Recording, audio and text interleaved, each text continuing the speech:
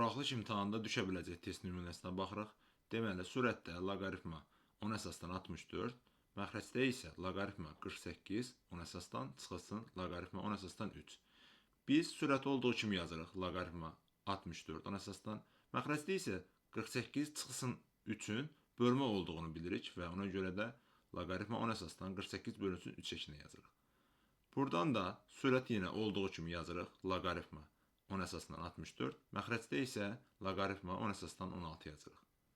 Və biz 64-ü 2 üstü 6 olduğunu bilirik və 16-nın da 2 üstü 4 olduğunu bilirik. Və o zaman yazıram loqaritma 10 əsasından 2 üstü 6 bölünsün loqaritma 2 üstü 4 10 əsasından və qüvvətlər əmsalə keçdiyi üçün 6 bölünsün 4 qalır və loqaritmalar ixtisar getdikdən sonra düzgün cavab 1,5 qalır.